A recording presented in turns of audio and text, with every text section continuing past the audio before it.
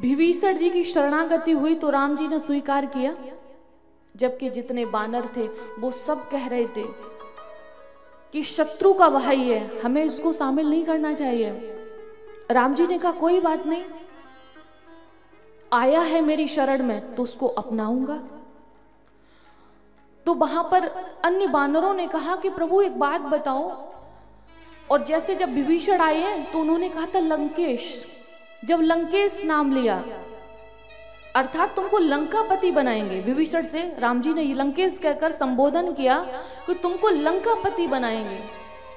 तब वहां बानरों ने कहा कि प्रभु आपने इसको तो लंकेश बना दिया, आपका वचन तो मिथ्या नहीं हो सकता है। अगर रावण भी शरणागत हो गया तो उसको क्या बनाओगे, उसे किसका राज्य दोगे, इनको तो लंकेश बना दिया। तब राम जी ने बड़ी सुंदर बात कही कि विभीषण को लंकेश बनाया है तो रावण को अवधेश बनाएंगे। शरणागत तो हो, शरण में तो आई, शर्त ये है मैं उसे अपनी अयोध्यापुरी का राज्य दे दूंगा। अगर रावण हमारी शरण में आता है तो अयोध्यापुरी का मैं राज्य दे दूंगा।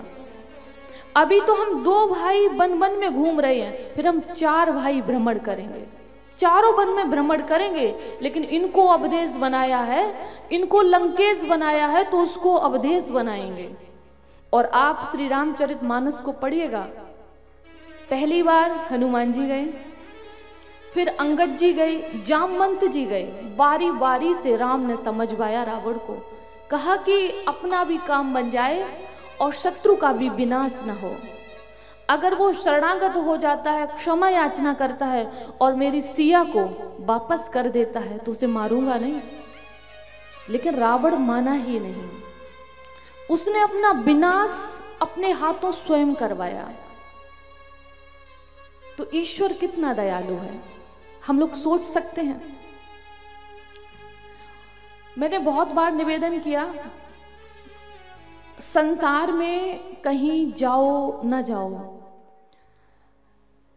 बहुत बार निवेदन किया कि कोई दूध का धुला नहीं है, सबसे गलतियां होती हैं, किसी से कम किसी से ज्यादा, सबसे गलतियां होती हैं।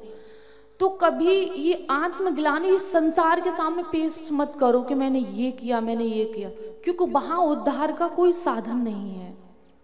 भगवान के सामने बैठो, भगवान से बोलो मैंने ये किया लेकिन अब नहीं करूंगा, किया लेकिन अब नहीं करूंगा।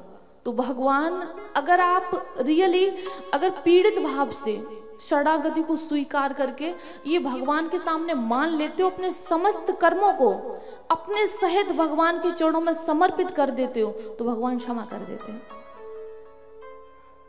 कभी आप करके देख लो, और भगवान हमेशा हमेशा के लिए आपको अपना बना लेते हैं और आपके हर सुख दुख की जिम्मेदारी लेते हैं।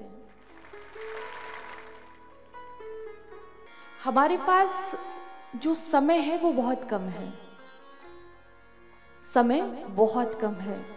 अब आप सोच रहे साध्वी जी कहीं जाना 2 घंटे में, नहीं, सवाल ये नहीं है आप सबकी कितनी आयु है, मेरी कितनी आयु है, मैं उसकी बात कर रही हूँ। हम जब घर से बाहर निकलते तो वापस जाएंगे भी कि नहीं ये पता भी नहीं होता है।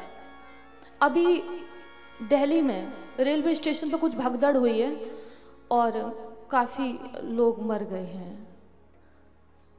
वो तो चलो ठीक है, मैं पीड़ित भाव से कह दूं कि प्रभु उन सब की आत्माओं को अपने जगह पर स्थान दें, अपने हृदय से लगाएं, उनका उद्धार करें, वो अलग बात है।